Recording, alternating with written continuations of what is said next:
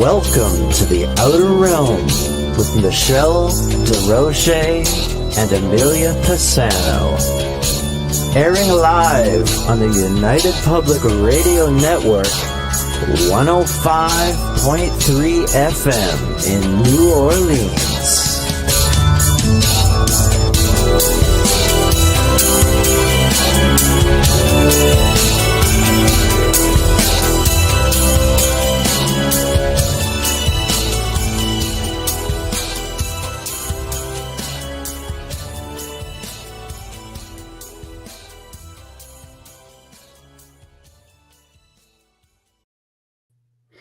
Good evening, everyone. Happy New Year. Welcome to the very first show of The Outer Realm for January 1st, 2025.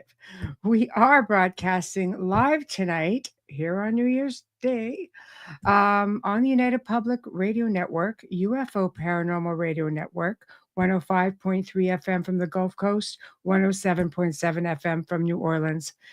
As another year is set to go, we are happy to say that we are still sponsored by the amazing people over at Folgers, whom we just could not do this without. So thank you, Folgers. We appreciate you so very much, and we just wouldn't want to do it without you. Also, big thank you to Justin Snicker, aka Dr. Snick the Sonic Surgeon, for the contribution of his time, his music, and his voice for the intro you just heard. He is an award-winning composer of Halloween, horror, and sci-fi, dark wave electronic music, which can be found on all of your favorite music streaming platforms. Also, big thank you to Steve McGinnis, the artist behind our banners and logos here at the show.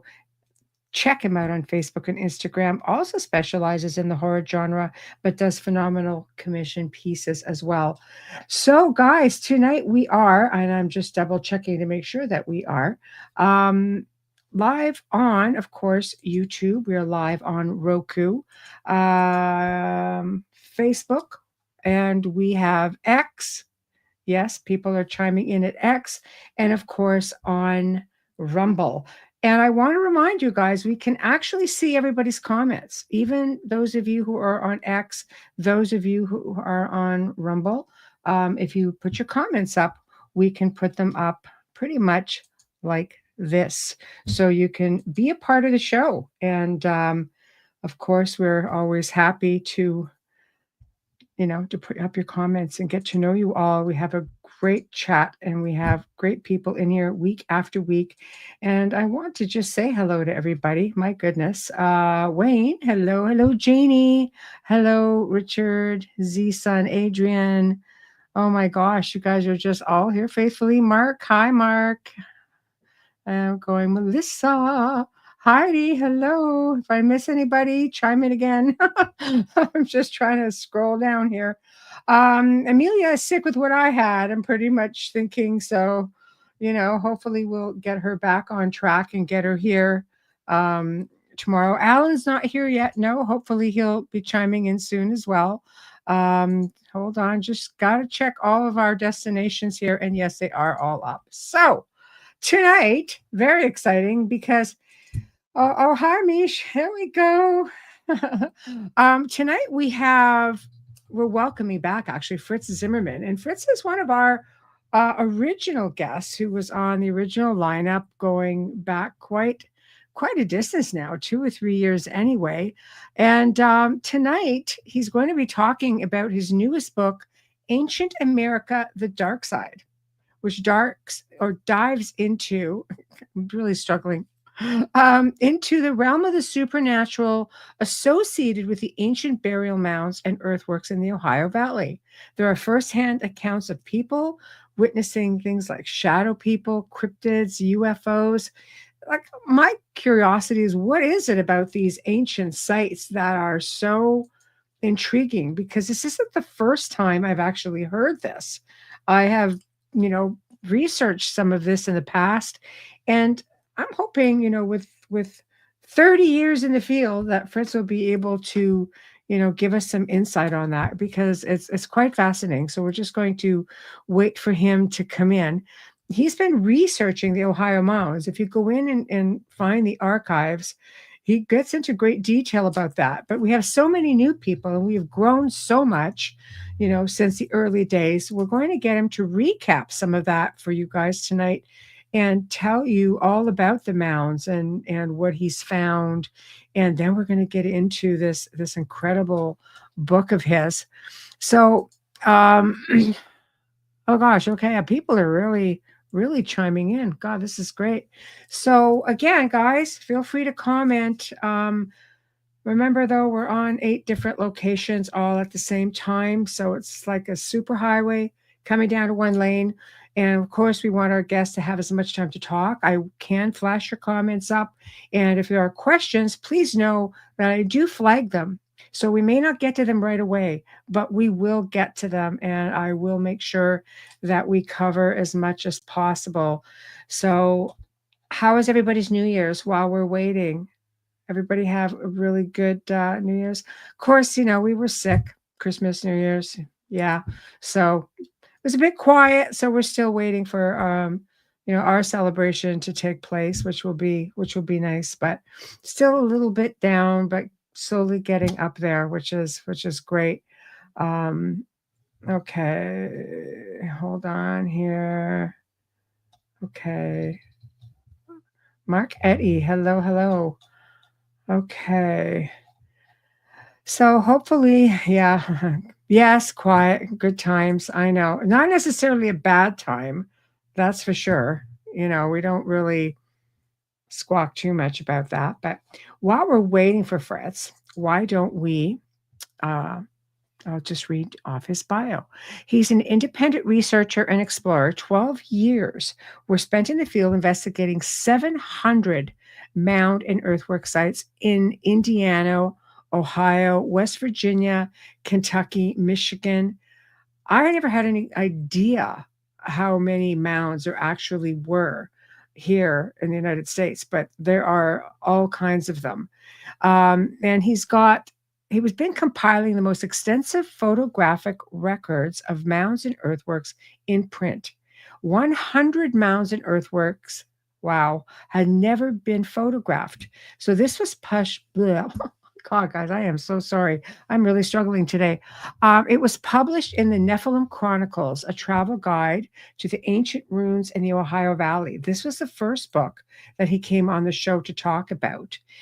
He's also the author of the Encyclopedia of Ancient Giants in North America, which is the most extensive collection of historical records describing giant human skeletons, which is also in print. So we're going to just, recap a little bit, and we're going to, um, give you guys an idea what it is that Fritz has done. Well, thanks, Richard. It's been a while. I've had a little bit too much time off. I know. So that's okay. That's okay. Hey, Doreen. So we're going to recap, and you guys are going to hear all about this. I know you're going to love it. There is so much information to know.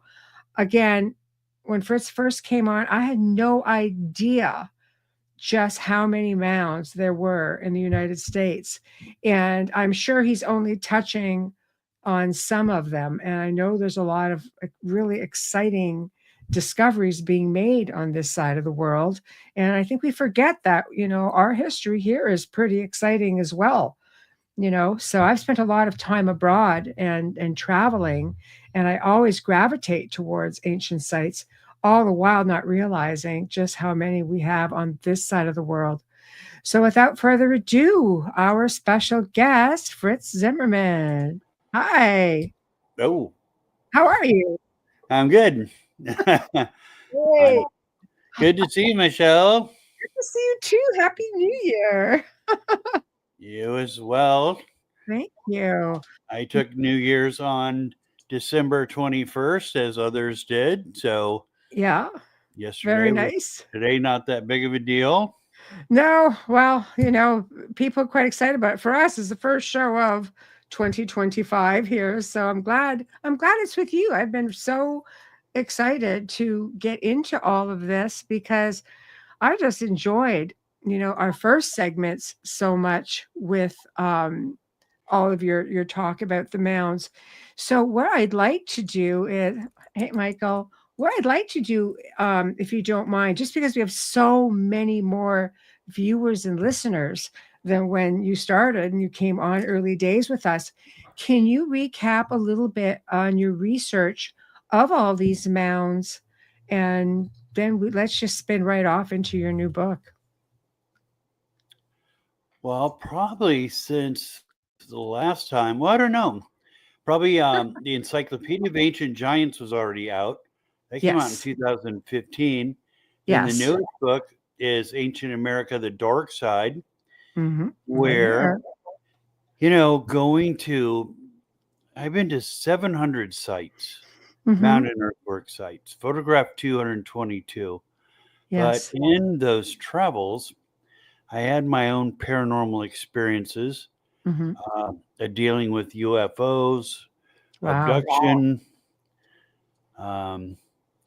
That was no fun. Now I want to hear all about it because that falls into the total high strangeness, dark side of these incredible locations, and it's a curiosity to me why things happen around these places because it's pretty much most of these places throughout the world seems to have different high strangeness occurrences. Yes, I think, more of the Nephilim sites, Wow. Amorite sites Yes. are more charged. Mm-hmm. And so that would be who archaeologists would call Adena. Mm-hmm. Then there's a Hopewell, those are Dakota Sioux. Mm-hmm. But, in my book, say the Dina were the Amorites, the Mm-hmm. accounted giants in the Bible. Yes. And Yes. so, um, yeah, more so with them, where you're really going to find probably more odds of paranormal activity. Mm-hmm. So do we find because the Ohio site is a place you spent a lot of time, and I think the Nephilim, the giants, are something that has been deliberately kept from us. I mean, we know that the Smithsonian had their hands on some and sort of just dumped them in the ocean. So I would think that's a big red flag right there. But yet we have all of these sites, including Ohio, which you believe is a Nephilim site. Well, yeah, through West Virginia, Kentucky, Indiana, and Ohio. Generally, that's where you're going to find them. That's their area. You're not going to find anything outside of those areas. Mhm. But even Native Americans, the Shawnee, they would never go into West Virginia. They Mm. called the Kanawha River the river of the evil spirits. They would Mhm. not live in West Virginia. They would not live in northern Kentucky. And both of those areas are exclusively Adena. So it's not Adena Hopewell, it's Adena / Amorites. Mhm. And they wouldn't even live there. So, I mean, Mhm. there's a precedent with them that this was haunted. Mhm. Wow. So what kind, I mean, let's start maybe with your own experiences then before we get into and I'll put the book back up until we get into other people's stories because you've documented Yes. quite a few stories. So what have you personally experienced? Thank you, Mike. I was a shadow person at Fort Hill. Hmm. And then I interviewed a guy who was with a friend of his, and he saw this shadow person, and we were standing at the exact same spot, and he saw the shadow person in the exact same spot. Hmm. So that was real interesting. Hmm. And also interesting, just to get people's reaction, what your reaction is. Um, his friend was pretty shook up, said his friend's still shook up. He's still not over it. Hmm. And I could see that. Um, I don't know. It's not like kind of like what you see in ghost hunter shows where you just immediately want to run or anything. I Mhm. think you're so busy trying to rationalize what Mhm. you've seen. Um, Mhm. so, that disembodied voice, a demon had spent the day with me afterwards. And this is a very known spot to the audience. I was in Gallipolis, Ohio, and across the river is Point Pleasant and the mouth of Mhm. the Kanawha River, again, Mhm. River of Evil Spirits, and that's where Mothman is. And Okay. So I, you had a Mothman experience. well, I don't know what it was. There was a burial mound up there, and all that was left was a base, and there was a gazebo on it. But at one time, from Point Peninsula, you would have been able to look across the river and seen this burial mound. Mhm. And there was a voice that said, "Nice evening, isn't it?" In this kind of a high pitched voice. Wow. And I stood back. It's like, well, I was up there by myself. It's like, I turned around and it's like, well, there's nobody up here. Mhm. And there was some difficulty leaving. The wheel in my car turned on its own. I had to drive Mm. around twice. And then I followed the Kanawha because I was going to Charleston to do photograph sites the next day. And of course, in Charleston are two hinges aligned to the summer and winter solstice. Both of those are 666 feet in circumference. Mhm. And I drove, and I must have looked in my mirror 100 times. I swear there was something in my back seat. Oof.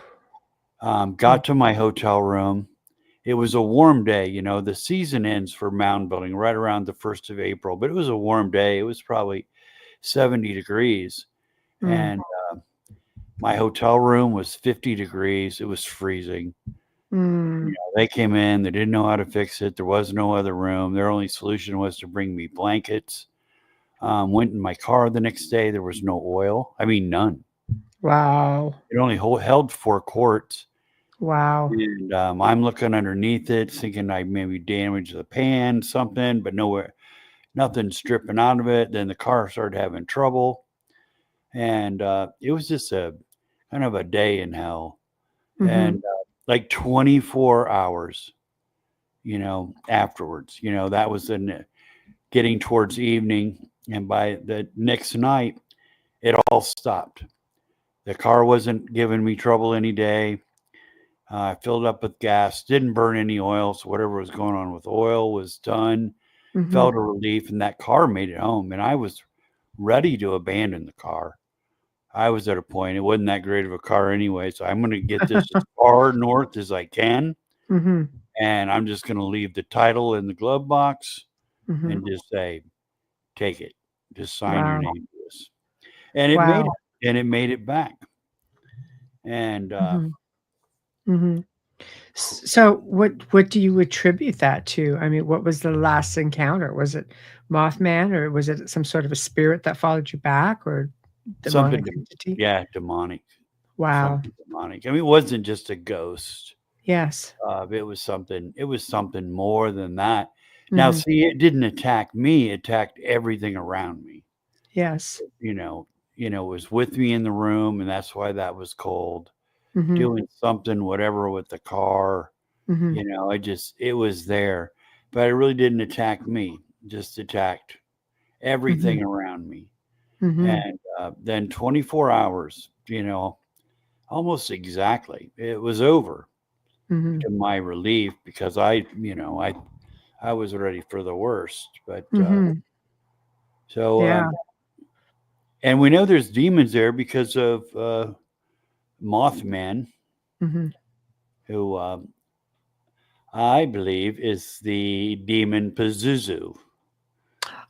Oh, Well, the that's Native interesting. Americans, there's a sculpture in Alton, Illinois, of this winged, dog-faced, red-eyed demon.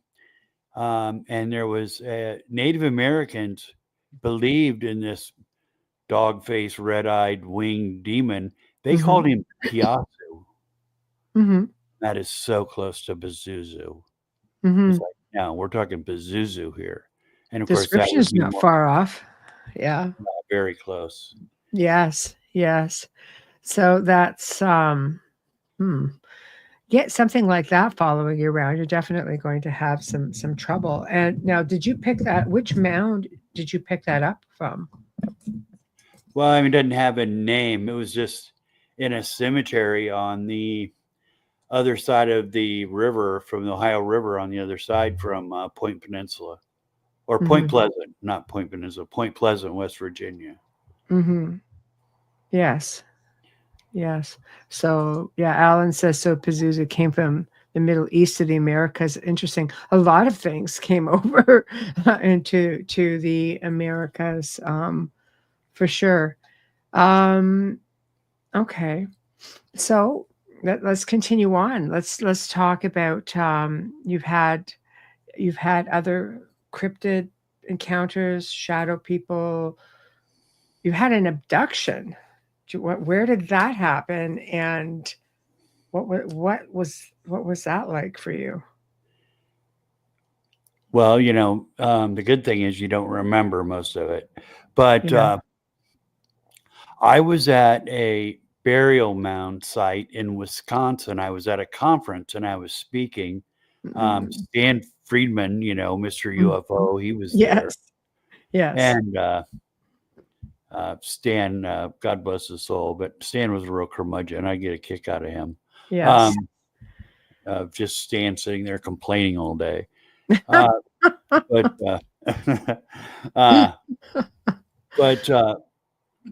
during the day, there was burial mounds, and they wanted to take a group out, and I took them out because they thought there was burial mounds on this peninsula, and I went out and it's like, yeah, these are burial mounds, so validated that. And then the woman that we had the conference had this vortex tour, and it was in the same woods. All right, so anyway, I ended up going out there. Stan, of course, he didn't go. It was Wisconsin, Halloween. It was really cold, and so I went out there, and there was a guy there from the Milwaukee Herald Dispatch, something like that. But we got to the end of this little peninsula. It was surrounded by kind of a bog, so it must have been an ancient lake at one time. And we're standing there, and there's this orange ball of light that comes racing across the sky. Must have been coming right across Lake Michigan. And it stops directly above us. And it's not like a star. It's more like plasma. It's like orange and red. And it stays for about 20 seconds, and then it slowly starts to disappear until just poof, it's gone. And all these people that are there are chanting and welcoming the UFO and, all this stuff. And another one comes across, does the exact same thing, comes across, racing across the sky, stops right above us, and then slowly disappears, and then poof, it's gone. And all you see is just the blackness of the sky. No ambient life, where we're at. So just a black sky. So that was pretty cool. And there's people that took photographs of it and this and that. And, the guy from the newspaper was there. But the next night, me and a fellow author left, and we were heading back to Indiana. And we had wrapped around Chicago, and we're just going to drop south to Highway 30, goes across the country, I-30. And that was going to take us back about 2 hours. It wasn't quite 12 o'clock yet. So as I was thinking, like, man, I'll be home by about 2. And so we were on, I think it was 49. So 49, a north-south road. We'd seen a sign that said Highway 30, 7 miles. And there was actually 2 more exits, one for Valparaiso and another one for Valparaiso. Then you'd hit 30. I don't remember any of those. But we were driving, And it was just kind of noticed like, seems odd, it's just black out here, there's no ambient light. And I looked at the clock in the truck and it was 2 o'clock in the morning. I said, Rick, there's something wrong with your clock? And he's like, what? And I go, look, it's 2 o'clock in the morning. Mm. I don't know. It never A has missing been. time. Yeah. So we checked our phones. I said, yeah. I said, it's 2 a.m. And so we started driving past this big coal plant, drove another 5 or 6 miles. We hit State Road 114. I knew where that was. It's like, well, there's no way we hit 114 before we hit 30. Somehow we're south.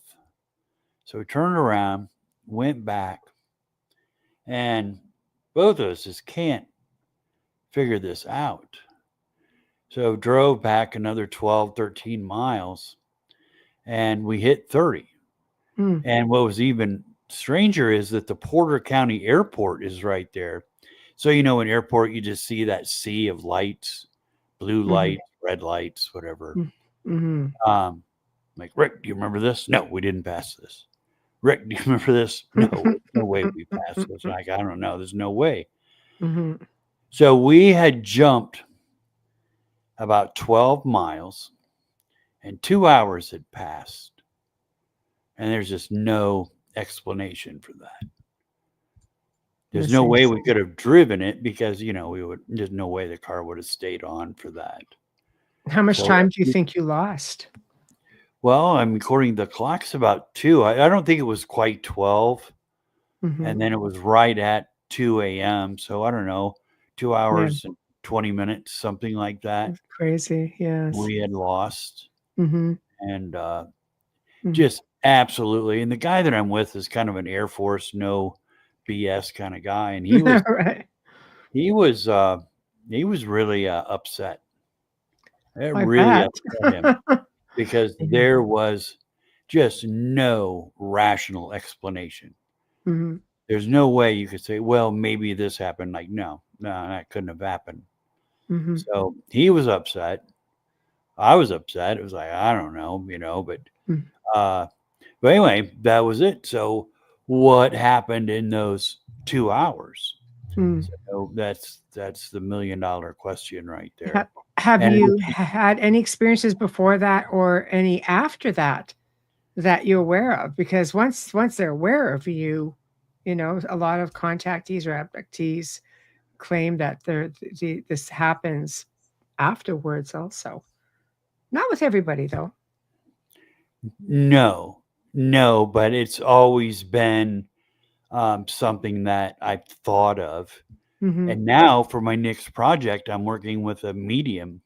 Yes. And I know they're, like a little late for them as well. And it's like, oh man, it's like, I can deal with the demons, but UFOs, I said UFOs, that's what really scares me. I'm an experiencer. I've had ET experiences and many UFO sightings throughout my life from childhood into adulthood. It's definitely an acquired taste. Yeah, it can be pretty intrusive, but I find at least, talking to different people and even for myself that there is a big amount of respect. Like when I'm like, okay, no, then things just seem to stop. So I think maybe it depends on, which race that you're dealing with. So you have no recollection. Like, do you have any recollection of the craft or anything? No. Wow, crazy. No, Yeah. we just went. My last recollection is Highway 37 miles. Right. I remember that, and then nothing after that. No lights in the next thing I sky, knew- nothing, eh? The next thing I know, we're 12 miles south. We're south of 30, but about 12, 13 miles south of where we were, and 2 hours or a little over 2 hours had passed by. No, someone had mentioned to me on another podcast of regressive hypnosis, something like that. Right. I don't know. At first I said no to that. Yeah, it's Now I think careful what you wish for, yeah, right? like, yeah, maybe I do want to know. It's more to the fact like I don't really want to know. But once you know, you can't really necessarily undo it. Like I thought about that as well because I have, like gaps in my memory and stuff. And it's like, do I really want to know, or do I just take what I'm allowed to remember and be happy with that? Yes. I don't know. That's Like for kind of what me. I was at first, but now I'm thinking, well, maybe I Yeah. do want to know. Yeah. But what if it's something that you're not comfortable with and you can't undo that? Oh, well, you're not going to be comfortable with it. Well, it depends on what the experience is. Some people have experiences. They're taken on board crafts and shown around and shown technology and look at the stars. And other people, yeah, not so great. So I guess it depends what category you fall in, but it's a chance I guess you're taking. Some people Well, have incredible experiences.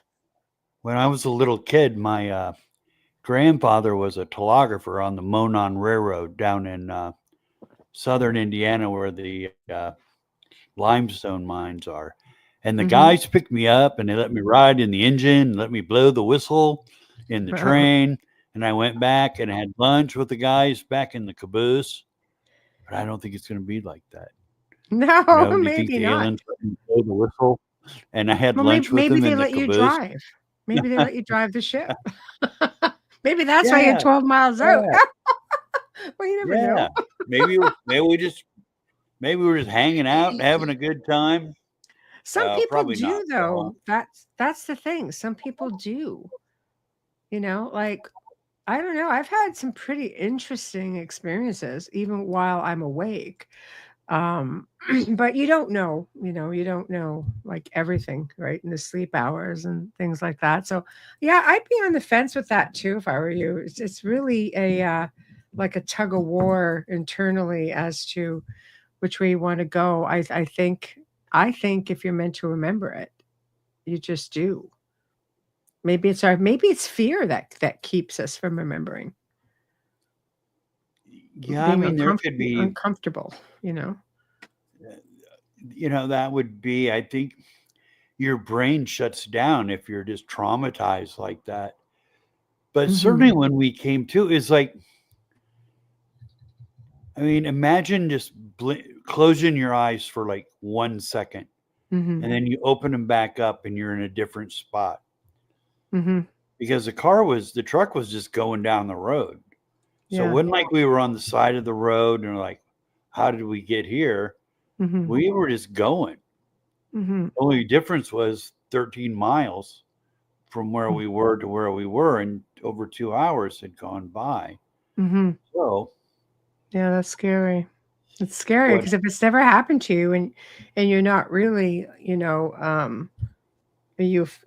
ufologist or into deep into the studies where you have this great understanding, it makes it tough. I've turned this into a journey for myself of just learning more about it. So I became more at ease, I think, with things.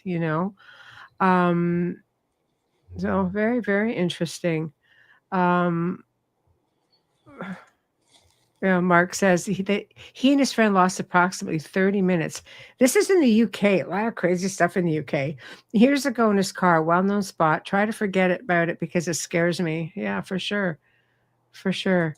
Richard, missing time would be cool. I don't know. I kind of like to have accountability. I want to know where all my time is. I'm kind of funny like that. But, Yeah.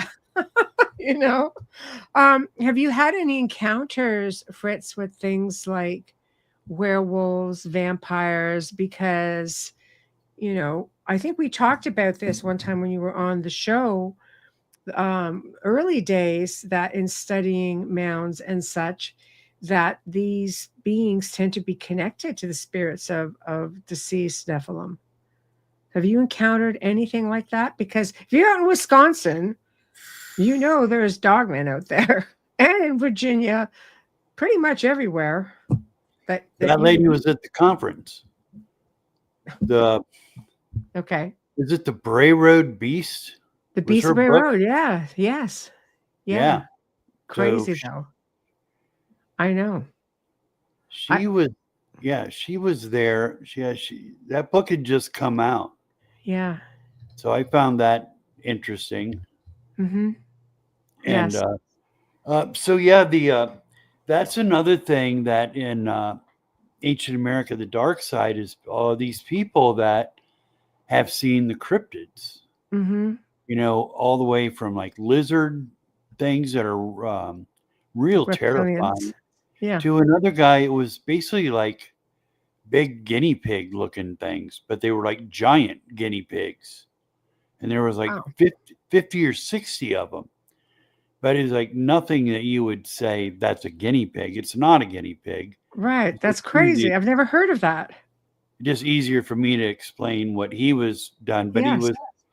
he was a bit of an artist and was able to draw it of what he saw. And I was like, well, it's terrifying just because there's so many of them. And if it was, something small, you would think like, well, it's some rodent, but Mhm. those weren't rodents. But just cryptids of that. Mhm. This lizard thing, it had shovels as arms, or more like oars. So not like a lizard. I mean, sharp teeth. Mhm.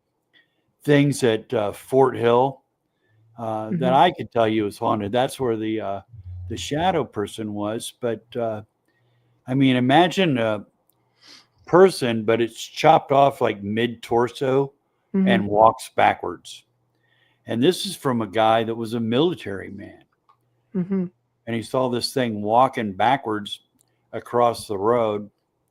Hmm. And, that was his account, what he saw.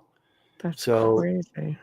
so Wow. people seeing a lot of different things, specifically at these burial mound sites. Mm. So it's not stories of people seeing cryptids. It's everything has to have the common denominator of being witnessed at a mound or earthwork site or a hilltop enclosure, but all of it ancient. Mhm. Mhm. Right. But Nephilim sites specifically, like giants. Yes. All of them being Nephilim sites.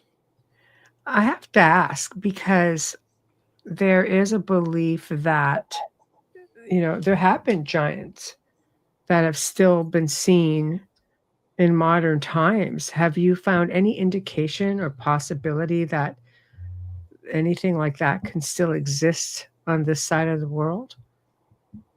Mm, 'Cause, I mean, they had one in Afghanistan, like just recent years, right? In the last decade, where the military took one down. I know that's pretty far away from here, but it makes you wonder, if there are still some kicking around. Could that be what we mistake as Bigfoot, for example? well, Bigfoot is a ghost. In the book of Enoch, Mhm. the fairies, he talks about the fairies, and the Mhm. fairies had aligned themselves with Lucifer or Satan, and God had banished them to hell. And for some reason, about afterwards, he changed his mind and he said, your spirit will roam the earth. Your spirits will roam the earth, and you'll take on wherever you land. So whether it be a water spirits, wood spirits, these different kind of spirits that we associate with different types of topography. But so he did the same thing that they say in the book of Enoch, where it talks about the giants. God says, your spirits shall roam the earth. You will be earthbound. And so that's where we get the word Rephium, which Rephium is in reference to spirits, but it's the spirits of the giants. So I believe that And I have 2 mound sites at Mound State Park and another one in Wabash County where these fairies have been witnessed at these mound sites. Anything associated with a mound with a ditch is what they like. And that goes back over into Ireland where they're associated with the Tuatha. But anything that has a ditch on it is where you're going to find fairies. Like a moat, like that goes all the way around. Yes. Got In it. both cases, like at Mound State Park, you Yes. have the hinge. So it has a deep ditch going around it. And then one in Wabash County is the same thing. It's kind of a subterranean enclosure, but they like that low area. And they also inhabit the burial mounds. So in Ireland, the dwelling place of the fairies is also the burial mounds. So we have them associated with demons, and we have them associated with burial mound sites. So that would be my guess. And I'm not an expert on Bigfoot. All I know is that if it was corporal, there would have been some hillbilly that would have shot one by now. And there are rumors that there are. I mean, in fact, if you go into some states like California, for example, if you kill one, you would be charged for murder, the same way as you would as if you murdered or shot and killed a human being. So there must be something to it, because there have been witnesses. Even I say when Mount St. Helens is blue, that was a perfect example. And there was something recent as well where it happened, but there were military helicopters taking them out from Mount St. Helens. They were taking them out of the area, and people saw these things suspended on a helicopter. And there's photos of it and a lot of witnesses. So it's a curiosity. Well, you know, a ghost can be corporal, and you can be somebody sitting at a table that you would think is just, somebody sitting there. Of course. And you look back and that thing is gone. And, Bigfoot could be the same way. I mean, it can take on a human appearance and form and then disappear whenever it wants to. Absolutely. And you can get into a lot of quantum stuff with that as well. I mean, portals and things like that, because along some of these cryptid sightings, not just Bigfoot, but cryptids in general, there have been sightings of orbs, different colored orbs, which I find interesting because they have a lot of sightings of orbs and just different types of light anomalies around the mounds as well. Have you ever witnessed anything like that? Not too much, but I've had my experiences, but you have to keep in mind too that when you're writing a travel guide and you're just going, you're getting photographs. Yes. I'm out of the car, I get a photograph, get a couple photographs, I'm in the car, I'm going to the next site. Now, it just happened that, like at Fort Hill, that for some reason, because it's a long hike up there, that I was just relaxing for a little bit, and I was there for 15 minutes. And in that 15 minutes, I see a shadow person. But generally, no, I'm just not there long enough. But now, with this new thing I'm doing with Ancient Paranormal, now we're going there fully equipped with every conceivable paranormal hunting gear that I can get my hands on. Yes. So now we're going there, and I'm taking a medium with me to see what she can find. So now it's a total different game, because I'm convinced that they're there, and no one has ever investigated these sites. There's been no paranormal team that's ever investigated ancient sites. And not Native American sites, we're talking, Nephilim sites. So it's the first. So that's Ancient Paranormal. And I've been twice. And then this weekend, going back for the third time to Newark, Ohio. And so I think we'll have a video done then, and then probably just a video about every week, Mm-hmm. and about 25 sites Mm-hmm. to go to. So, Mm-hmm. the first week, my gosh, just figuring out how all this stuff works. I mean, it's all pretty easy, but still. I've spent 20 years in the field. So yeah, there's lots of equipment out there you need to familiarize yourself with. Yeah, most of it's pretty easy, but you have so much of it. Yes. Oh, should we do this? Should we do that?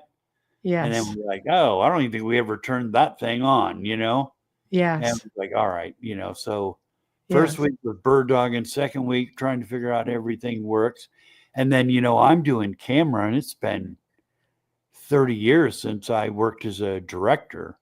Mm-hmm. So, I got to hone those skills back again. Mm-hmm. And so then we're going back this week and like, okay, I think we got our ducks in a row a little bit more. Right. And go from there. So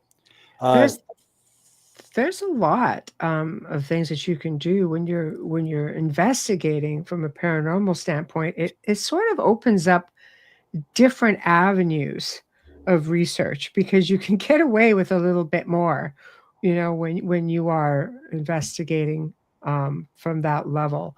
Like I used to have fun, believe it or not, with a Polaroid camera because you can't fudge it, and it would pick up on things, and you can't fudge it. The negative is right there in the picture, so you can't fudge that.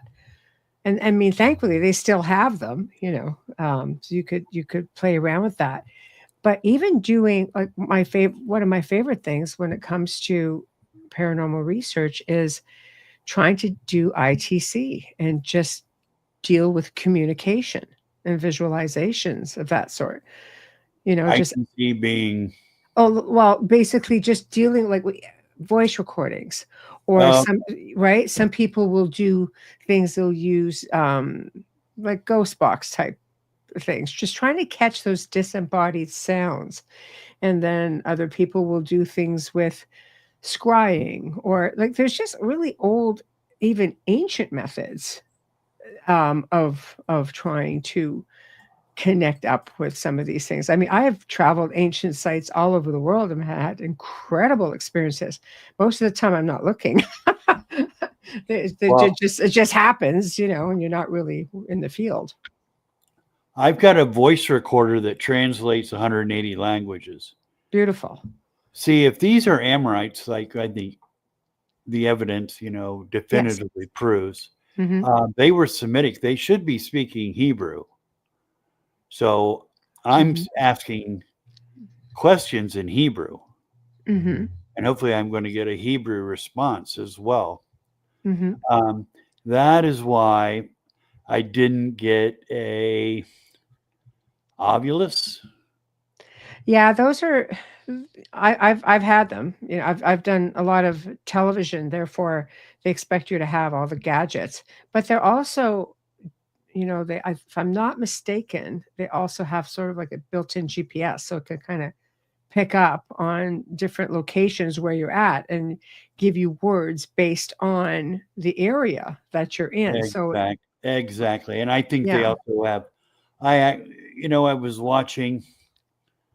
was watching a show. It was on Amazon, and they had an ovulus, and it was surprising that it was repeating some of their dialogue from before.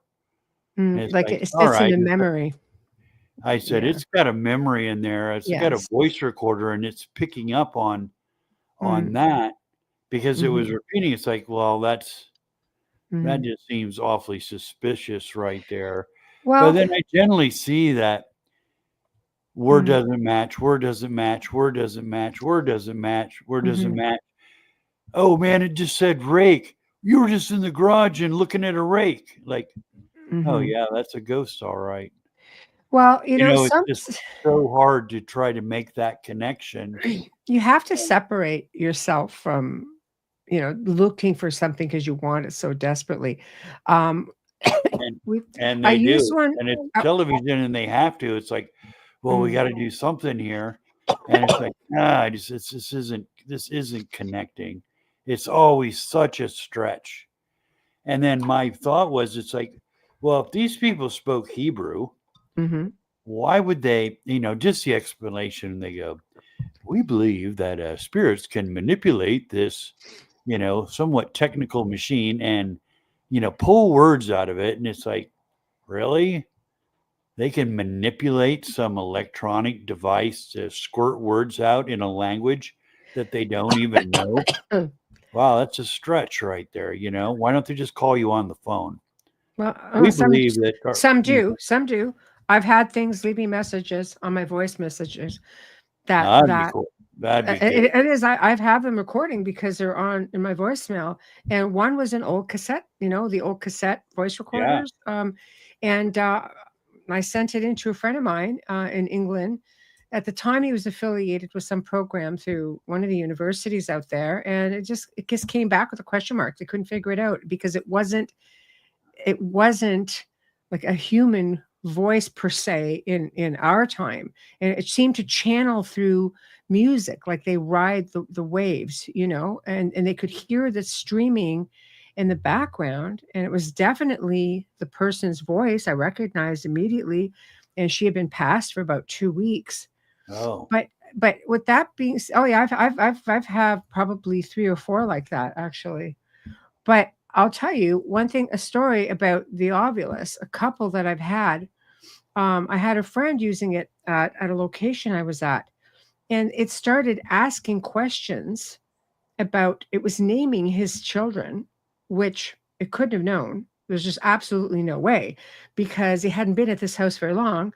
The kids weren't there, and they were adult boys. And they had asked, and they said, where is, it said the one name of the son. He goes, oh, that's my son. And yeah, he's not here tonight. And he goes, where? And he goes, oh, well, he's with his mother. And it goes, why? Like, didn't understand, because it was a Victorian spirit. Like, why aren't you together? Because, well, we're not together. We're apart. And then he went, I'm sorry. Like, it was very, very strange, and mentioned then the other son's name. So again, these aren't like unless they are in the space at the time, and it's somehow this device is picking up on words and holding on to them, as opposed to just being part of the dictionary. Like, there have been at least 2 or 3 times that I can pretty much say that what came out of there, because it was my job to test things. People want to know, does this stuff work? Yes, no, that sort of thing. It doesn't work, don't waste your money. It's questionable, that sort of thing.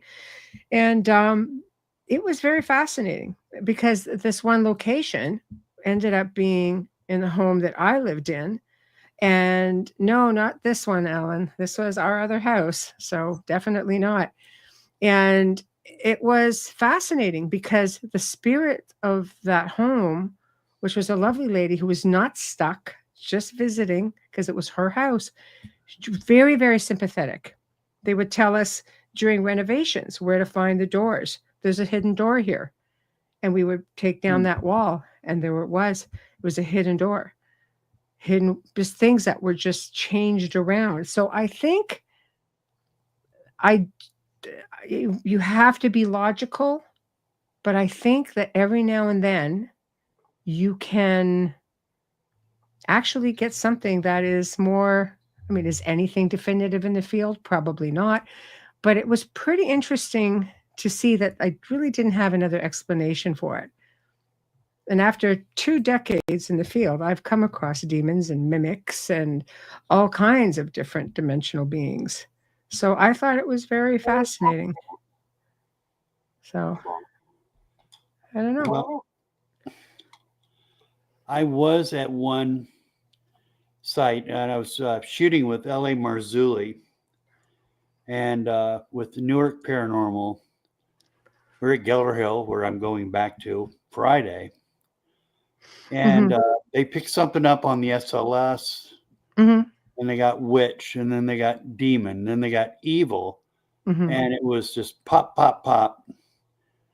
And like, all right, all of those are associated, And LA was like, well, all right, all these are going to come in a group like that because that's what it wants you to believe, right? You gotta watch And I, them.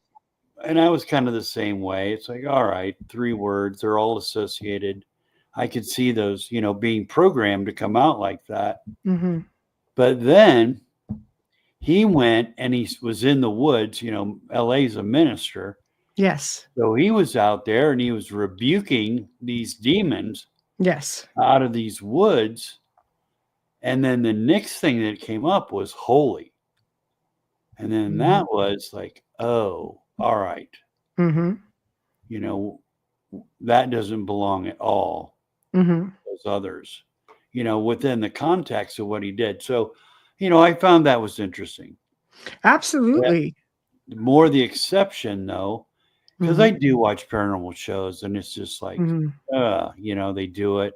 Tried to make that word association on the 7th, 8th word that comes out that's way off. Mm-hmm. I just think by, I could go into a dictionary and just open up pages and eventually I'll get one Mm-hmm. and it'll be associative of what you're doing.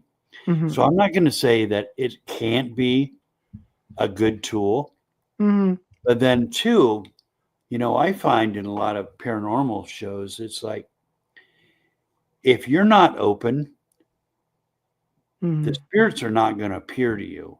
And there's a lot of people on paranormal shows that are not open. Mm-hmm.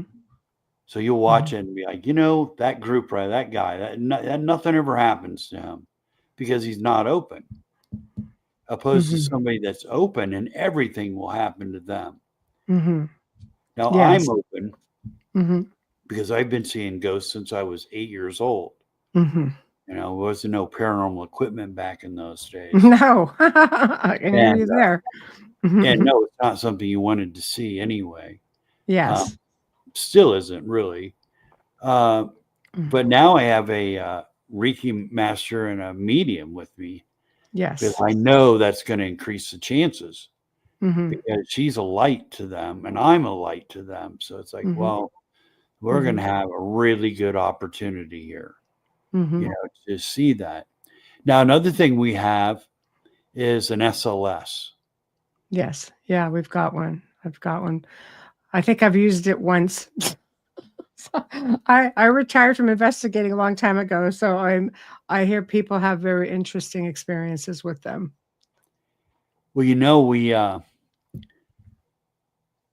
it's kind of because it's kind of silly actually, because we just got this thing and it was during the day, right? When the sun was out, and I stopped and it's like, what am I doing here? It's like, this thing it's sunshine. This thing isn't going to work.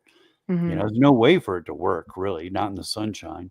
Yes. And then we were just out. We got back to a site around dark. Again, that's, last week we're figuring stuff out. And it's like, yeah, SLS, this is a nighttime thing. And we did pick up a little something before we left the site. And so that was good. But Jennifer had said, she thought there was some spirit in her room. So I took that thing down. Oh my gosh, there was something crawling on her ceiling. And then there was a sofa in her room and something manifested there. And it started out kind of small, but then got as tall as the ceiling. And then it spread out on the ceiling. Huge. Yes. Like, wow, that was something. And just fiddling around with it, I noticed that if I pointed it, there's kind of a headboard attached to the wall, but it's rectangular. And something would manifest on that because it was trying to matrix that thing. And be like, okay, that's false. That's nothing right there. I can shoot at that all day and that figure will come up, Now the ceiling, there's nothing for it to matrix on and want to form a figure. So yeah, the thing was just on the ceiling and moving around.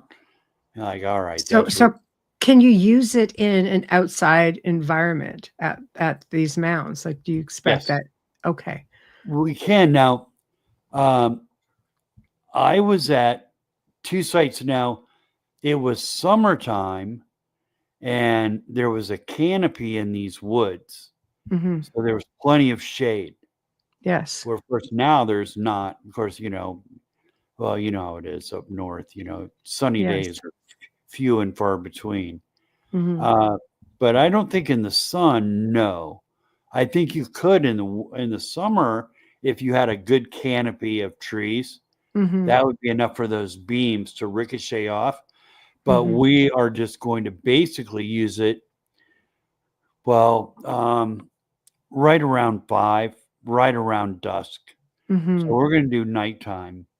We're going Mhm. to do nighttime with that to give it the best opportunity Mhm. to get actual results.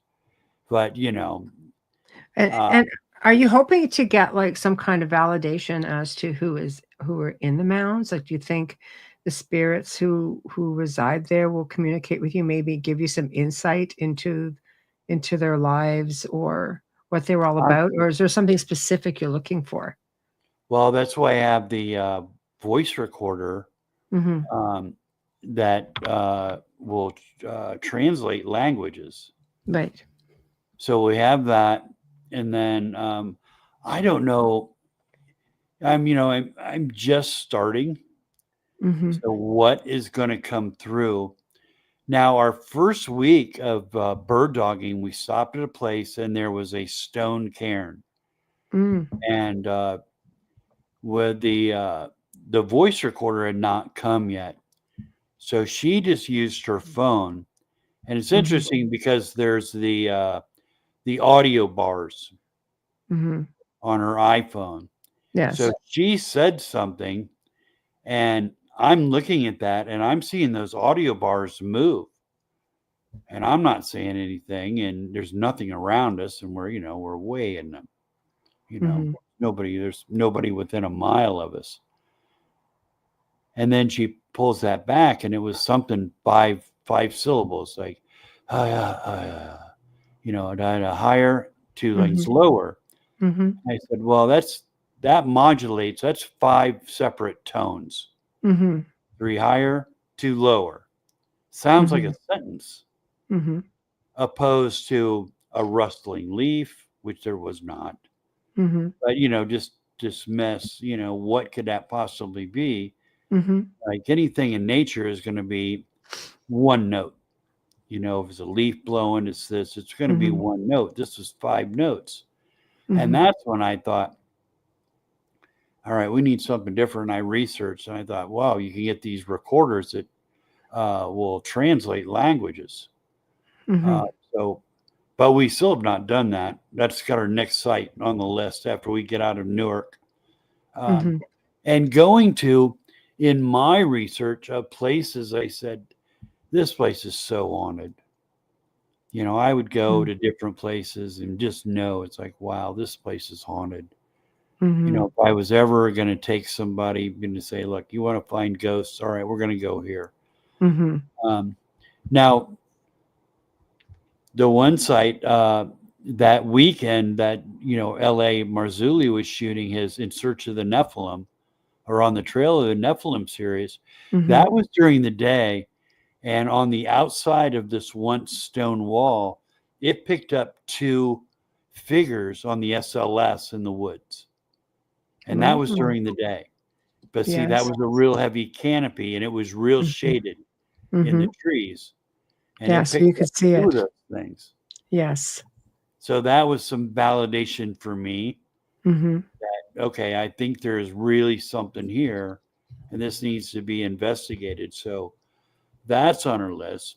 Boy, Mhm. what's nice is I don't know, the one day is a high of 20. I mean, most days like high of 25, and that's going to happen for about a minute at 2:30 in the afternoon. The Right. rest of the day is going to be 15 to 18 degrees. Yes. Um, Yes. so But that's not a bad temperature to be out. You don't wanna be sweltering either. It's not good for I mean, your equipment can overheat, if it's too hot as well, right? no, So, but 20 degrees, I think, is like a limit on a lot of this. yeah. The SLS, I'm MacGyvering something tomorrow that, it's a Microsoft tablet, Yes. and I've got like a sleeve, like a packaging sleeve, and I'm putting hand warmers in there. Oh, And good. then, Right. and then Good idea. I ordered rubber bands from Amazon. So I'm going to rubber band and then slip these hand warmers on the back of this tablet. The main energy thing, it's not too affected. It'll get us through, but boy, that does not like the cold weather, that tablet. I'm only good for about 15 minutes. But Yes. then I bought a charger that has a 120 plug, so I can plug in the field. So I can reuse that thing over and over. Yes. So yeah, just in the 2 weeks that 1 week that we've done it, just immediately like, all right. The SLS is definitely going to be our best piece of equipment, but it's only good for 20 minutes. We need a way to, keep that charged, keep this thing warm, or as warm as we can anyway, while we're in the field, because it is so cold out there.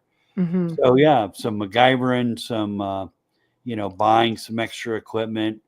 And so really this week is a first real, let's see what we get. And then I think we're off running. So we have 2 sites that we're going to get. And then Sunday, so we're going to go Friday and then Friday night, and then we'll have Saturday, all day Saturday. And then she has to get home. She lives in southern Indiana. Right. And I live in northern Indiana. So she has to get back. So we only have till about noon or 1 on Sundays. So those are kind of our bird dog, where we'll be investigating sites and then try to decide if that's where a place that we want to fully investigate. And then, I think if so many people give you these stories and they have experiences. The Ohio Mound is one of them that a lot of paranormal stories come out of. I remember a guy was talking about being on a class trip when he was younger and things were happening to him. And they're usually there during the day as well. It seems to be a bit of a hotbed as well.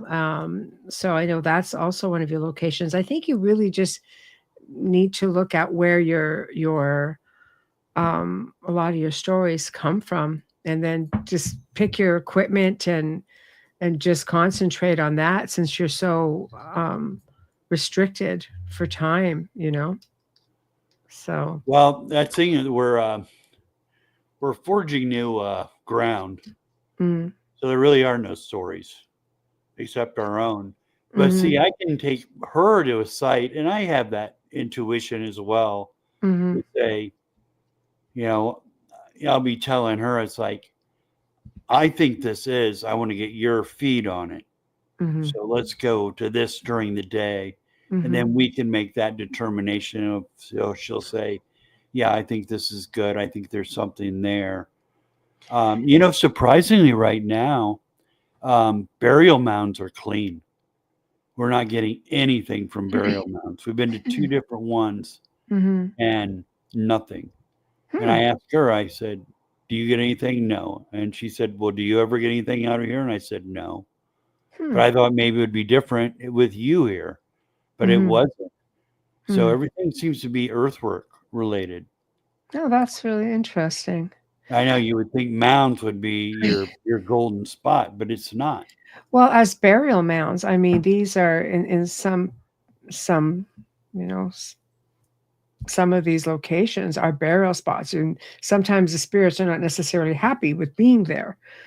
Great efforts were made, by the people who put them there to make sure that the spirit was not attached to the body, and maybe that's why it comes up clean. Because if you're dealing with a human person, like a human being who was put in there, then there were a lot of cultural stuff that was done to make sure that the individual essence wasn't stuck there. But then if you have spirits that aren't happy, they're usually the ones that will come back and haunt these spaces. But if you're dealing with these giant mounds, you're dealing with a whole other cup of tea with that. I mean, I remember creating a television series for a producer, which was based on doing paranormal investigations at not just ancient locations and not on this side of the world. A lot of it was on the other side of the world, but also, where historical events had taken place, and the dead will speak. So I think if there's anything there, then you ask questions. If you're curious about, the area, or if you can get in contact with a human spirit and say, what is this place all about? Is this you? What happened to you? What is it like for you? I think it's very, very probable that you would get some pretty good answers, because this show is still moving, and this series is probably into the 5th season. So there's definitely an interest there. I think if you do this and you find that you're getting stuff, I think you'll do very well with it, because people are very fascinated, because you can't go back in time necessarily and get these answers directly from the horse's mouth, so to speak. No, what burial mounds is, I mean, they were constructed to be portals between the living and the dead. Okay. They believed in ancestral worship. They went to the mounds and prayed to their ancestors. We also know from the book of Enoch, in the context of giants, that their spirits will be earthbound. So you would think that would just be everything being crazy at those. And you don't know what's coming through, right? Well, right now we haven't had anything, and still in that development stage is that we got to go at night. Yes, you got to go when the sun sets, and that's kind of where we're at right now. It's like, well, we haven't had any luck at 2 different mounds during the day. So plan B, it's like, let's just go at night. Let's see if we get there, because certainly we're not going to dismiss every mound. No. So, and 2 does not, really make an opinion of anything. No. Except to say, let's change our approach on this a little bit, and let's try this, after dusk. Well, my gosh, it gets dark at 5 right now. So, but maybe it's something that you have to go to more than once. I mean, it's like if you're going to a haunted house. Like, I know with our haunted house, the spirits, they were pretty welcoming. But it doesn't mean that if people would come to research or film at the house, it doesn't mean they get something right away. No. I've investigated places where I'd have to go back 2 or 3 times, and they would just had to get used to me, and then they would open up and start communicating. But if it's something that doesn't want to be bothered, for instance, they're not going to just come out and entertain you. Sometimes they have to get used to you. And then it'd be like, okay, it's safe to communicate with you. You're not here disrupting anything. It's building trust. Yes, and that's part of our 2-prong attack. We go during the day, try to get a feel for it. Maybe that's our introduction, then coming back in the evening. Just because we don't get something during the day doesn't mean we won't go back at night. So we will have hit someplace more than once. Have you tried doing an offering? No, not really sure. It's a burial place, right? Maybe just bringing like flowers, or if it's native area, maybe tobacco. These aren't tobacco people. Okay. Well, I'm just saying burial site is just, looking at the area and just kind of saying, you know what? Usually giving like fruit usually works as well. I mean, this works in ancient temples. That's right. Richard just said at the same time, fruit. That's right. Because they will give offerings of that type. Well, now that's an idea. Yeah. Fruit. It's a sign of respect and an offering. So you're sort of, creating a bridge. Right. So yeah, right there. There we go. And another, role playing or a roll call. Yeah. There's just so many different ways, because I think we have to, as researchers, put ourselves back in time a little bit, depending on the area that we're in and trying to get an understanding. It's like, I always use an example of a friend of mine who was at an old fort, for example, a military fort from the war, in the 1800s. And I think it was 1812, the fort. And they had a camera with a lens that said Canon. And something tried to smack it out of their hands, because to them it's like Canon and you're aiming it. Like, they would not have an understanding of what the technology is. They might be afraid of the technology. So sometimes it's explaining what it does. No, it's not really a cannon. And ancient spirits would sometimes look at a camera as though you were trying to capture their essence in this device. So, Yeah. right. So sometimes it's just explaining, like, no, it's not going to capture your essence. You're safe. You're fine to communicate. This is just for me to be able to see you. Like, sometimes it's explaining things so there's an understanding, because spirits from way back when are not going to have an understanding of the technology necessarily that you are, presenting to them. They might be scared of it. True. I wonder if dried fruit would work. Yeah, why not? I'm already carrying enough stuff, let alone a bag of apples. Sure. No. But all it might take is just an apple, a cup of oranges. Like, it may not have to be very much. It's just, you're just laying it down and saying, I'm offering this to you, and creating this friendship, right? I do like that. I always thought the tobacco thing was crap. So, well, that's good for, I mean, it works for Native Americans. Shaman will use it even for Native American, spirits, or elementals. Elementals also like dried fruit.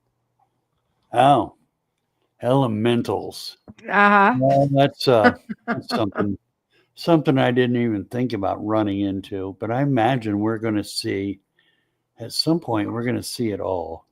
Yes. But yeah, elementals. Yeah, they're scary little beings. So they can be, but that's why, again, a peace offering. They're very protective of the trees and the earth. So I think introducing yourself and putting forth your intention as to, look, we just want to communicate to get to know you better and understand you. Yeah. Then you may get, because you're coming in with all this equipment and it's like, what the heck is all of this? But by going through this process and perhaps making this offering, you might be building a little bit of a friendship. Yeah, I like that idea.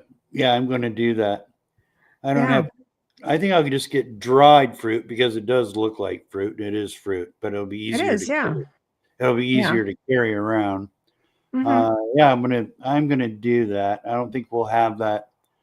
I don't think we'll have it for this weekend, but I'll definitely get that through Amazon. Yeah. Well, you never know, and I think the idea is just going in with a clear mind, a healthy curiosity, but healthy attitude, and explaining what everything is so they're not afraid of you. Yeah, I think that's a good idea. That's a good idea. Because you're coming in somebody's space. So if you want to learn about them, you have to tell them something about yourself. Yeah, and it's not like, I don't know, this racket that the paranormal world has become. Oh, it's big. Yeah. It's just like down the street from me, there was a funeral home. And before that, it was a home, a big home. And, then they decided to have paranormal investigations in there. Well, of course, they're going to just find stuff. And I go, and this family lived here, and this is why this is haunted. And, we've got this, because, the whole thing is, you want to be able to rent that space out to paranormal groups. That's where the money's at. I have a friend who's got a haunted hotel. She's done it. You're going to have that caretaker, and he's going to tell all his stories. And, it's all a bag of lies. All it is money. It's all just selling to make money. It's all lies. And I you know, think it if you can depends have, on the location, though, Fritz. I have a friend who has a haunted hotel, and she doesn't tell you a whole lot. She says, "This is the history." And there's never been one time I was there where I didn't have an experience. But I think people they want scary experiences. You're not going to get they scary do. experiences Well, coming here. You're going to have nice, pleasant experiences. they do. I mean, I'm not saying that they're all that way, but I mean, Mhm, there is a lot of places. It's all hype. It's mhm, all hype. mhm. You know, there's a place in Randolph County, Indiana, and that's all hype. Mm, I know because I'd been in the place, mhm, you know, when it was still an old folks' home. It's like, this is not haunted. mhm. But then it closed and you know, it's got that eerie look to it. And, you know, all of a sudden, you know, you're starting to see it on television. I think there's just a shortage of places to investigate. You go into the ancient world. I've spent time in Europe, but I can't tell you how many experiences I had just from walking around because there's just so much more there. Oh The my cult, gosh. A yeah, house that's like 500 years old. That's or more. crazy. I've been in the pyramids and have had an experience there. But here, and I think we're in the age of paranormal enthusiasm, and you run out of places. There's so many TV shows out there now. You run out of places to present, right? So everybody does the same places. And that makes it very, very difficult. Sometimes you can manifest things by going in there just through psychokinesis or telekinesis, move things around, or there's logical reasons like projecting energy is like poltergeist activity. You're going to get all kinds of stuff. Other times people go in there and just start trying to communicate with things and bringing things in because they're demanding things and I mean, some things actually happen, and I agree with Heidi. Intentions are huge. You go in there, you just do not know. Sometimes they make places worse. We've had people investigate. We had a haunted manor house, and people come and investigate. And one time, it was so aggressive that the spirits literally wouldn't communicate with us in the house for over a week. The whole house went deathly, and I mean oxymoron, but deathly quiet. It took a Really. while for them to bounce back because it was such a disrespectful investigation. It was like the last one we allowed. That Well, was it. look at the Conjuring House No, and all the shenanigans that yeah, yeah. they've done with Mm, Toe Tapper and Alphabet Girl. mm. And if that wasn't, Yeah, I haven't really followed it along, but I just know that there ended up being a lot of issues with the owner in the end.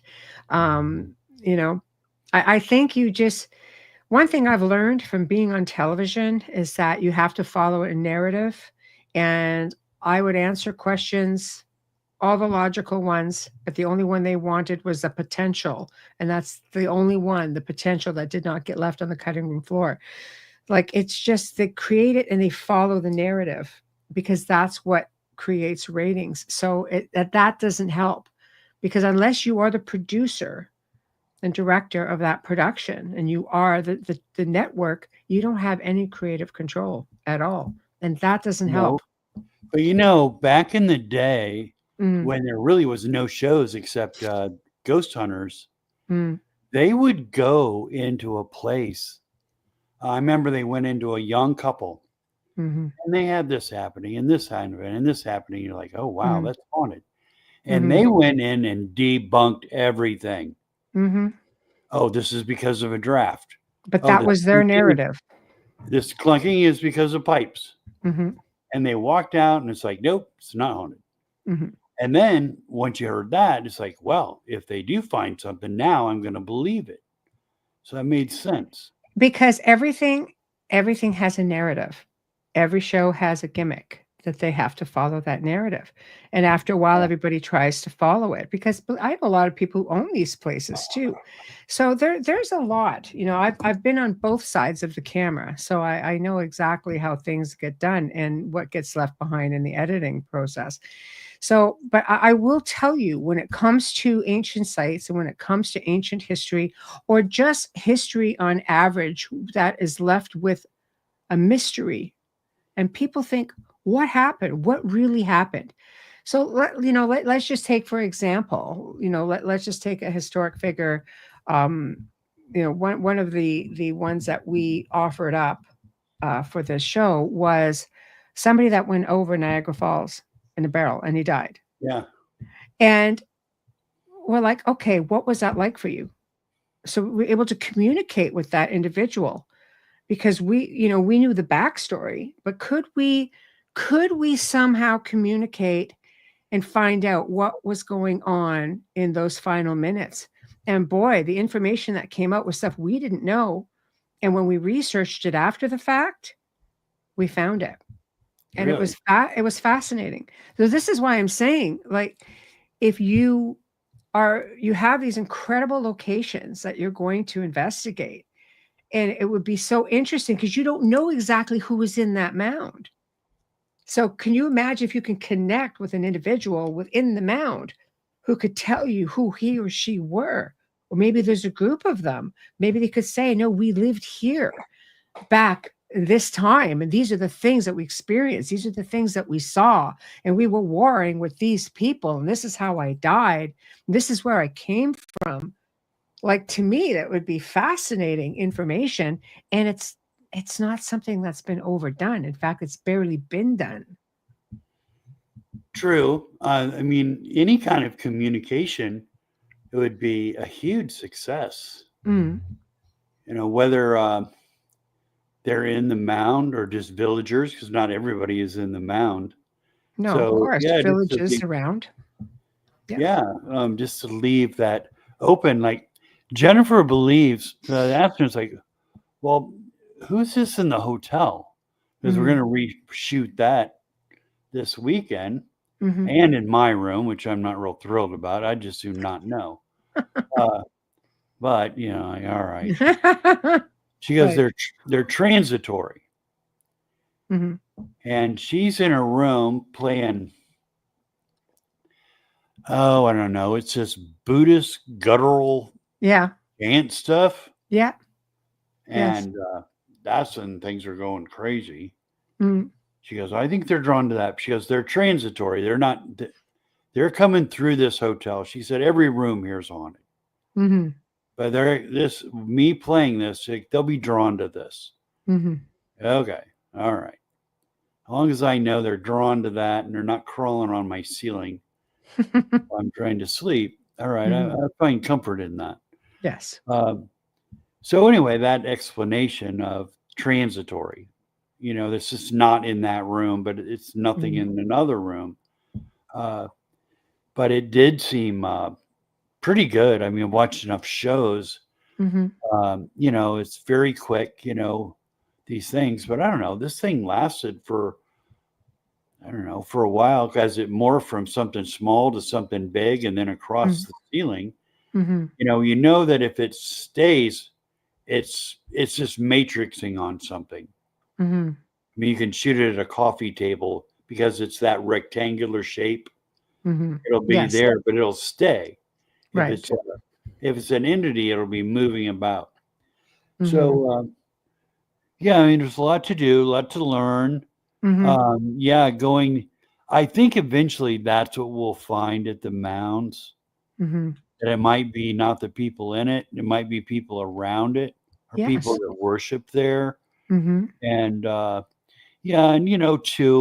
you're right, because you can go to the most haunted place in the world and not get any evidence. 100%. I've been to some of the most haunted places in the world.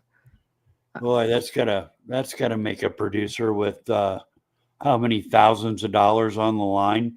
They have these paranormal investigators and they get nothing. It's true. They're saying, break out the ovulus. Yeah, I know. But you have to remember something as well. When you're looking at, because I have filmed, and you could be filming for like 2 days. All you're going to get is 1 hour show. By the time you take out the commercials, you might get 40 minutes, and you're getting the best parts of that. You could be sitting on that mound for 5 hours and nothing happened. Or you might get there, and if you just time it right, it may happen very easily. I think if they get used to you, you stand a better chance every time you go there and you say, "Oh, hi, it's Fritz and this is Jen, and hope you Yeah. guys are okay. We're back here. We're just looking to communicate. We're not looking to cause any harm or any damage, not trying to invade your space. Here we've got this little offering we want to share with you," and blah blah blah. And over time, I think if you're going to have anything coming around, they'll become more comfortable with you because you're going to become a part of their space. And as you have to prove yourself as well, they're not a circus act. They're not just there to perform, Yeah, and that's true. a lot of people don't realize that. They go in there and, "I demand you to show yourself and do this and do this." I'm sorry, who are you? It doesn't Oh, work that now way. It doesn't work that way. Amy Allen with the Dead Files, who I believe is legit. Mm. Boy, she hears that people that go in and it's like, "I demand you Oh, make your presence known to us." And she yeah, said, "Oh," she goes, "you want to make the spirits mad." exactly. And that would Exactly. probably be your shutdown of either they would do something or just go away. Just go in and be respectful, because if Yeah. you're dealing with anybody that had a community around these ancient places, and it wasn't uncommon for them to congregate around power spots, right? You're saying that a lot of these mounds had portals and they may have been stargates, or so you're dealing with a high level of energy, which are going to bring in a lot of maybe interdimensional beings, like I would, the opening up to a lot of different possibilities. I think so. In our brief bit of communications, we're finding that if you have an enclosure, Mhm. the inside is clean Mhm. and the outside is where stuff is happening. That's interesting. But see, that's the Holy Land. Mhm. Well, holy and they're holy, not our Mhm. conception of holy. Mhm. But they would not have been allowed to do anything on the inside. It's just on the outside. Mhm. That's Um, right. we were at one, and I'd said, because I'd been with Newark Paranormal when shooting with LA. I said, no, there's nothing on the inside of that. We didn't get anything. And then Mhm. we'd gone back and nothing on the inside. But then once we got on the outside, stuff started to happen. Mhm. Like, oh, yeah. I said, that's consecrated ground in there. They're not allowed in there. No. So it's going to happen out here.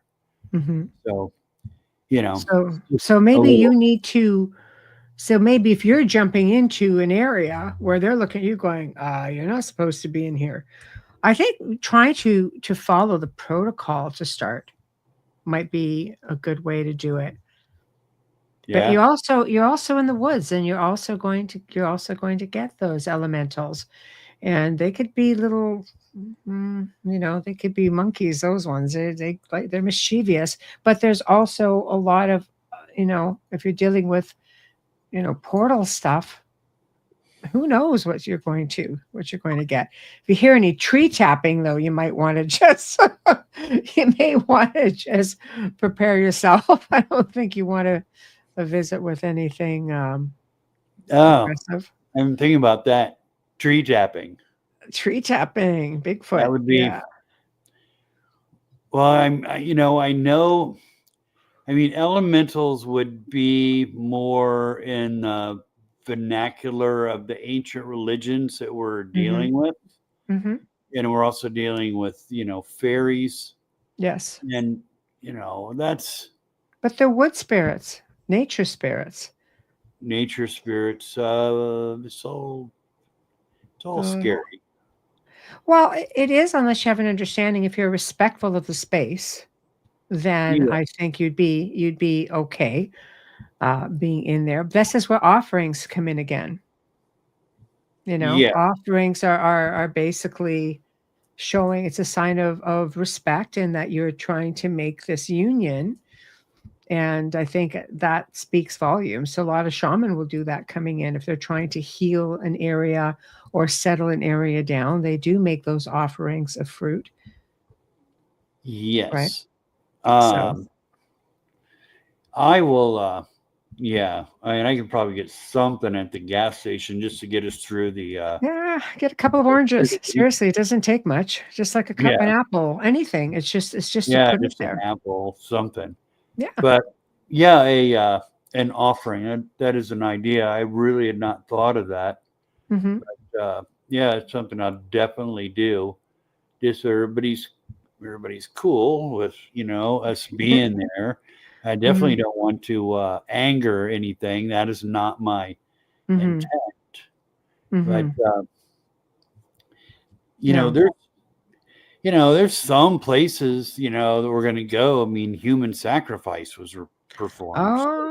Oh, yeah. We Well, know so that. it's a place that needs healing then. So there's some of these mounds that they've done excavations of them, and they were all placed in a spoked position, maybe like 8 skeletons, and Wow. there'll be 3 that, maybe 2 that don't have heads, Wow. and 1 has heads off and maybe was placed on his chest. So those were definitely sacrifice. Hmm. So we can't rule out that ritual sacrifice was being performed at these sites. Hmm. So in that case, I mean, you really don't have a real happy place that you're going to. All the more reason why you want to offer healing Yeah, and either prayer or, again, offerings. Bring an extra orange. yeah, Yeah. yeah, So that's a big one. That's a yeah. big one. So it's just bearing all that in mind that you have, and you might have elementals that are more aggressive in spaces like that because there's been so much hardship and death.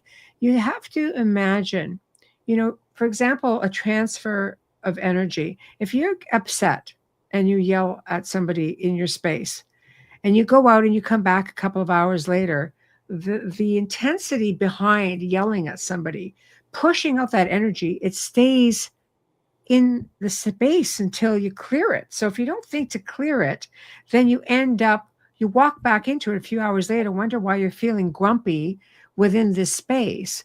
So imagine for a moment human sacrifice, death, suffering. When the spirit of the essence leaves the body, it leaves a very big imprint in that time and space. Now add that to somebody who maybe has been sacrificed, and the fear, the torment, maybe torture, maybe Yeah. the anticipating, what's going to happen. That stays as an imprint in that time, which transfers to this time. If it's never been cleared, and if it's happening on a mass level, that's what you're walking into. So you're going to have some unhappy elementals, most likely. And you may have just a very strong energy that's left over and residual that in itself can attract more malevolent things to it, because that's the kind of energy they feed on. Well, yeah. I mean, you could have some real negative energy that has nothing to do with the site that was Exactly. built to be positive energy, because, Mm-hmm. well, unfortunately, a couple of people were sacrificed there. That's all it takes. Yeah, and then you have that. So are those people still stuck there?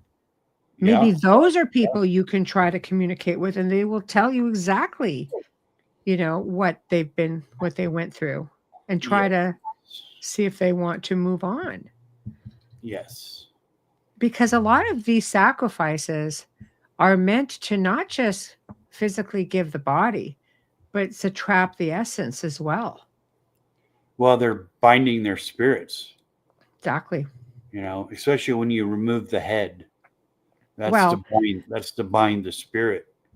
In you going back into the jungles where they would shrink heads, that was the exact belief, that by shrinking the head that they could trap the spirit of the individual inside that head. Yes. So it's the same idea, right? So in that same thought, yes. Why aren't these people that are doing these paranormal shows, why aren't they going in with some sort of offering, opposed to bursting in or being obnoxious like Zach Bagan, who now is getting possessed every week on his show? Okay. I think going in there people. going in there and just being the biggest a-hole you can probably be. And, it would seem like he's doing just the exact opposite of what you should do to bring out the spirits. But then when you're talking, it's like, yeah, why don't they do that? Why don't they go in and do an offering or, lay down a cross or do something, I think they're out there. They do have researchers out there. I think that's why it's so important, which gives you this advantage, just because you have spent so many decades in the field researching these mounds and these spaces. You have to understand the history of an area to understand why it could potentially be haunted. Because to just go in there and say, this looks haunted or it's haunted, and somebody's going to say, but why is it haunted? Who's here? Why are they here? You have to have a semblance, some sort of an idea what happened in this space that could make it active.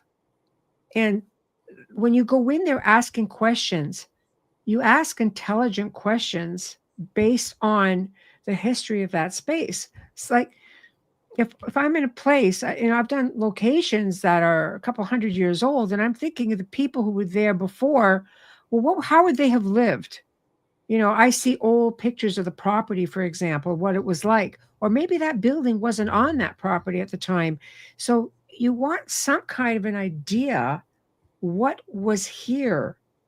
How can I open a dialogue and communicate about something they're going to understand instead of, is anybody here? If you have a spirit standing there and somebody says, is anybody here? And you don't know you're dead, I'd be looking at you like you're some kind of a Yahoo.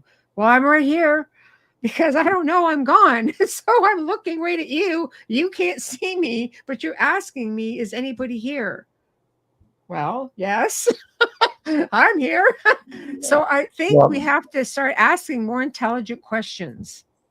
I just watched, I'm just getting over a little 24-hour bug, which laid me up for a day. And I just laying there like, all right, I'll watch some paranormal shows. But it was a paranormal show.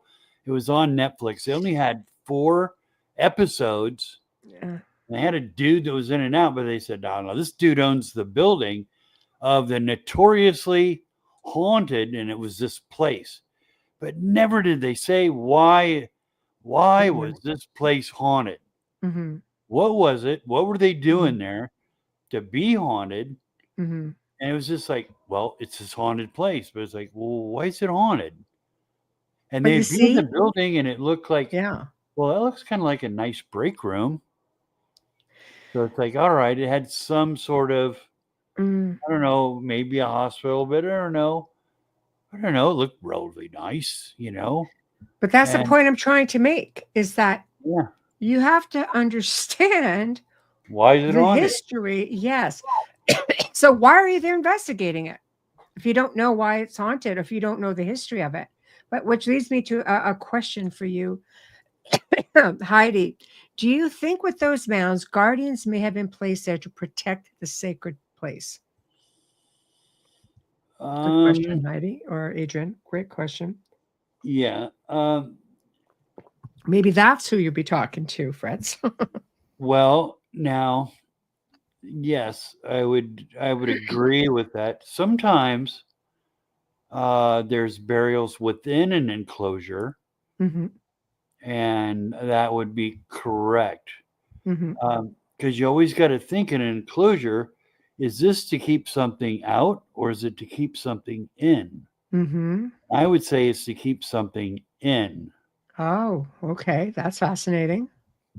So then the mound within the enclosure, yes, but generally, like a place like Fort Hill, there is no mounds around that. But there are other hilltop enclosures. There's burial mounds within. And so then that would be yes. So I guess my overall answer would be yes. So then maybe that's somebody that you'll end up communicating with, or maybe that's somebody that could also be someone who's blocking your communication. Well, Jen is telling me that she's getting a lot from where we're going Okay. this weekend. Okay. And we were supposed to go 2 weeks ago. We didn't Mm-hmm. because there was a single male that was walking back to this place. And she goes, I'm nervous. She goes, I really have a bad feeling about this site, about what we're going to find up there. And I'm like, all right. And she goes, and we're sitting there, and I go, oh, so that's the guy that's going to kill us. Mm. And she's Right. like, oh. Right. She goes, I'm nervous about going to this place anyway. And now we got this guy. He's going back there. You have to get permission to go up there. Mm-hmm. But I mean, you have to do that in advance. But anybody could go, Mm-hmm. Yeah. So now I've got cop mace. It shoots like 20 feet. Yes. I could stun a tweaker or whatever. Right. So that was Right. one like, nah, we'll just go back. Mm. If there's any kind of hesitation, and I felt that. I said, well, he's probably all right, but you never know, Mm. Well, I can always try. It's like you say, if the whole area may have had, villages around it or homes, or if it was a sacred site, it may just be beyond the mound itself. You might be able to find a nice quiet spot, even at a distance from the mound itself. They're not bound just by one little space. Well, I interviewed this woman who didn't live very far. I mean, probably a mile and a half from where we were. And she was talking about the shadow man that would walk through the yard. Mm-hmm. It always sounded like he was walking in gravel. And that just down from her, she said there was a mound that they had knocked down, and they used the clay in the mound to make the bricks for this schoolhouse. He was saying that schoolhouse is haunted. Right. It's really haunted. Right. And this was all within the proximity of where she was, and it wasn't. And I didn't really hit her for specifics. I just thought that the mound getting knocked over, them using the bricks, that made this site haunted. And I had found that schoolhouse. I found the mound. I knew which one was knocked down. So we drove by there, and we were hoping somebody was outside so I could go out and ask some questions. There wasn't. So we are going to swing back there. But there's a case where you just have a story, Yes. of the mound, and there's a haunted location. And, But that's why you investigate it and try and tie it together. Yeah. And, Yeah. and now it went from a schoolhouse to there's people living in there. I don't know if it's family members living in there. Right. It's all part of a compound of a, pretty good sized farm.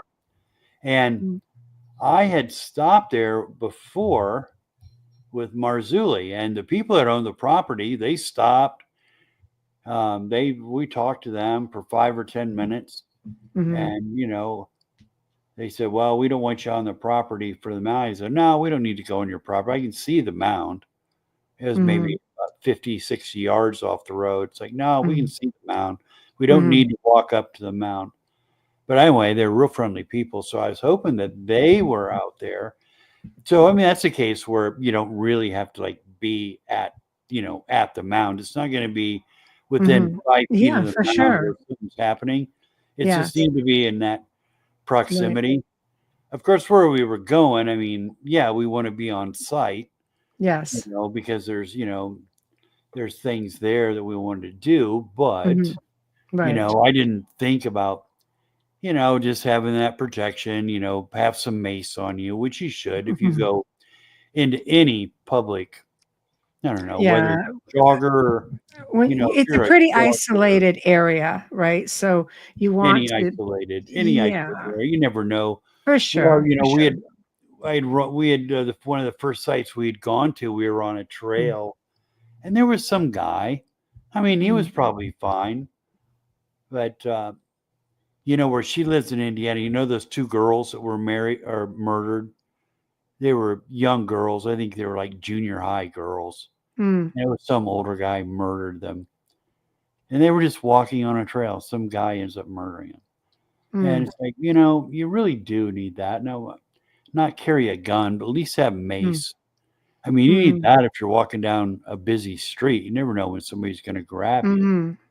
So it was It's, like, all right, you know, everything's just yeah. a learning curve at this point. Mm, Um, but we didn't go there. But yeah, there is some periphery stuff that's really cool. And then sometimes you just have really good stories, like mm, the mound and you know the mm, bricks. And now this is haunted. And wow, wouldn't it be great to talk to those people just to mm-hmm. see if like what's going on here? Well, that's Um, all part of an investigation, is talking to people who've had the experiences and trying to validate that. yeah, yeah, You it know, is. that's pretty much what it is. So we're pretty much at the top of the hour. Uh, So tell everybody how to find you. This was really delightful. I'm going to put your book up again. The link, the Amazon link to purchase your book, is in the show description, so people can find it there. To go to Amazon, unless there's a place you'd rather they come to for it. no, just go to Amazon. That's good for everybody. You'll get it fast. Hmm.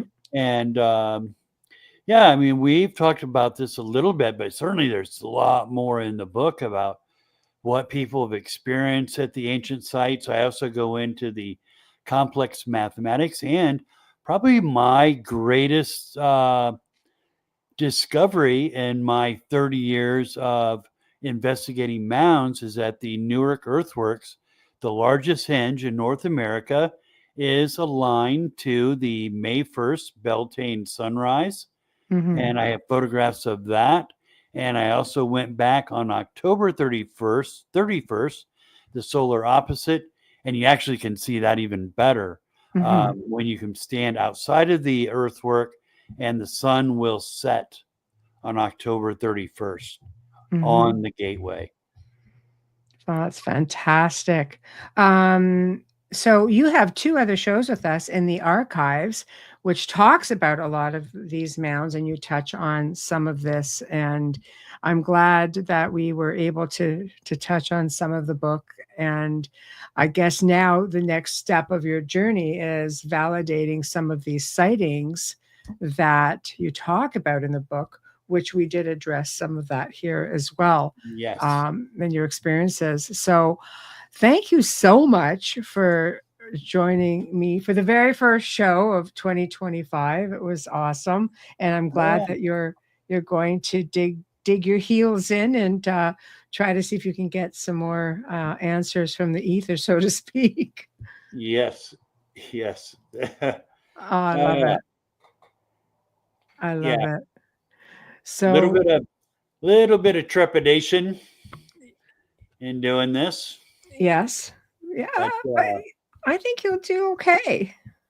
You know, very intriguing. So I yeah. appreciate your insight Yes, on thank this. you. So that's some Okay. that I'm definitely going to take to heart and be like, oh yeah, we need to do this. Uh, Um, 2 decades in the field, you definitely learn a thing or two. But yeah, I love, like I said, I created a show on histories, mysteries, and ancient sites of sorts, more on the other side of the planet. I think this is a great opportunity for you to. where can I see that? History's mysteries. Oh no, I'm talking about histories, mysteries, just as a topic. Yeah. Oh, because you So said you yeah, had a site about ancient sites. Like, oh, I'd like to see it that. got yeah, it did. It got shopped out, and I was not told about it until it did. So I'm not going to come on. I can send it to you privately, but yeah, I'm not going to come out and put it out in front of millions of listeners. So Oh, oh, yeah, oh, but it's into its like fourth or fifth season now, so it's doing quite well. So oh, wow. All yeah, right. well, they're welcome. Yeah. They're welcome. But anyway, Fritz, thank you so much. And Well, when you get yeah. some of these places investigated and you move forward with some of that, I definitely would be delighted to know more about it. Maybe we can do this again. Well, why don't you give me a shout in about 3 months? Because I will. I will. Well, I'll be on YouTube by then, so maybe Yeah. you'll run into me. But I will if seek you you ever out. have any interest in coming into the Ohio Valley and spending a weekend going to some sites, let me know. Wow, that sounds Good to have you. exciting. That Yeah. sounds exciting. Fantastic. I may just do it. Well, they're all good. I mean, everything we're lined up. We're going to go to the Serpent Mound and do the first paranormal investigation there. Hmm. And that's going to be crazy. Yeah. Well, Yeah, I'm getting so much intel from people of what they're witnessing there and there's a lot experiencing. there. Yes. Yeah, Yeah. portals, So all sorts of things. So that's one of the big ones. I think it's definitely a place you should check out. So yeah, and but you're in Ontario, right? yes. Yes. We have our own mounds out here.